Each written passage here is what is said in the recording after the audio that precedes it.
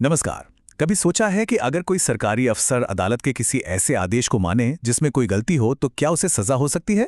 आज हम भारतीय न्याय संहिता की एक ऐसी ही धारा को समझने वाले हैं जो इस बड़े ही मुश्किल सवाल का जवाब देती है। ये एक ऐसा कानून है जो अधिकारियों के लिए कि ढाल की तरह काम करता है। चलिए इस सवाल पर सीधे आते हैं। मान लीजिए एक सरकारी अधिकारी एक ऐसे कोर्ट ऑर्डर को फॉलो करता है जिसमें कोई कानूनी कमी है, तो क्या उसे एक क्रिमिनल, एक अपराधी माना जाएगा? तो चलिए इस दुविधा को, इस डिलेमा को थोड़ा और गहराई से समझते हैं। ये सिर्फ कोई थ्योरी वाला सवाल नहीं है, बल्कि ये उन अधिकारियों के लिए एक रोज की एक असली चुनौती है जो कानून को लागू करवाते हैं। जरा सोचिए, एक पुलिस ऑफिसर को कोर्ट से ऑर्डर मिलता है कि एक प्रॉपर्टी को जब्त करना है, लेकिन बाद में पता चलता है कि जिस कोर्ट ने ऑर्डर दिया वो उसके अधिकार क्षेत्र में, मतलब जुरिस्डिक्शन में आता ही नहीं था। अब वो ऑफिसर क्या करे? अपनी ड्यूटी निभाए या उस कानूनी गलती पर सवाल खड़ा करे? ये वाकई एक बहुत मुश्किल सिचुएशन है। तो ऐसी ही मुश्किल सिचुएशन से निपटने के लिए कानून एक सुरक्षा कवच, एक प्रोटेक्टिव शील्ड बनकर सामने आता है। आइए देखते हैं कि ये काम कैसे करता है। और इसका बिल्कुल साफ साफ जवाब हमें मिलता है भारतीय न्याय संहिता 2023 की धारा 16 में।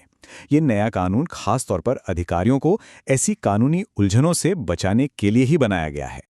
और ये रहा कानून का असल टेक्स्ट। देखिए, इसमें साफ लिखा है कि कोई भी काम जो किसी अदालत के फैसले या आदेश को मानते हुए किया जाता है, वो अपराध नहीं है। सीधे और सरल शब्दों में कहें तो अगर कोई अधिकारी कोर्ट के ऑर्डर को फॉलो कर रहा है तो उसे अपराधी नहीं माना जा सकता। ये कानून उनके लिए एक शील्ड की तरह है। ठीक है, तो ये कानूनी ढाल असल में काम कैसे करती है? चलिए इसकी जो शर्तें हैं उन्हें एक एक करके समझते हैं। देखिए, ये प्रोटेक्शन कुछ शर्तों पर मिलती है। पहली शर्त तो ये है कि कोई काम किया गया हो और वो काम किसी कोर्ट के ऑर्डर पर किया गया हो, और जाहिर है वो ऑर्डर उस वक्त लागू होना चाहिए, वैलिड होना चाहिए। लेकिन सबसे दिलचस्प और सबसे ज़रूरी बात यह है कि ये प्रोटेक्शन तब भी लागू होती है जब उस कोर्ट के पास वो फैसला सुनाने का अधिकार यानी जुरिस्डिक्शन था ही नहीं। ये बात सच में बहुत बहुत ज़्यादा ज़रूरी है। अधिकार क्षेत्र न होने पर भी प्रोटेक्शन मिलना, इसका मतलब ये हुआ कि एक अधिकारी को उस गलती के लिए सज़ा नहीं दी जा सकती जो शायद न्यायपालिका में किसी ऊंचे लेवल पर हुई हो। वो तो बेचारा बस अपनी ड्यूटी कर रहा था। पर एक मिनट, यहाँ एक बहुत ज़रूरी सवाल उठता है। क्या ये प्रोटेक्शन अनलिमिटेड है? क्या ये हर हाल में बिना किसी शर्त के मिल जाती है? इसका जवाब है नहीं। और यहीं पर इस कानून का सबसे ज़रूरी हिस्सा सामने आता है, और वो है गुड फेथ, यानी सद्भावना की शर्त। तो ये गुड फेथ आखिर है क्या? देखिए, इसका सीधा सा मतलब है एक ईमानदार विश्वास कि जो काम किया जा रहा है वो कानूनी तौर पर सही है। इसमें कोई छुपी हुई या गलत नियत नहीं होनी चाहिए। चलिए इसे कुछ उदाहरणों से समझते हैं ताकि बात बिल्कुल साफ हो जाए। गुड फेथ क्या है? एक ऑफिसर को ईमानदारी से लगता है कि कोर्ट के पास ये ऑर्डर देने का अधिकार है। और बैड फेथ? मान लीजिए ऑफिसर को पता है कि कोर्ट का ऑर्डर रिश्वत देकर लिया गया है, पर वो फिर भी उसे मान लेता है, या फिर किसी से अपना पुराना हिसाब चुकाने के लिए एक डाउटफुल ऑर्डर का इस्तेमाल करता है। फर्क एकदम साफ है ना? तो मतलब सारी बात आकर एक जगह टिक जाती है, और वो है उस व्यक्ति का ईमानदार विश्वास, उसकी नीयत।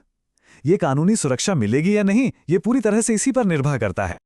अब सवाल ये उठता है कि ये पूरा सिद्धांत, ये प्रिंसिपल इतना जरूरी क्यों है?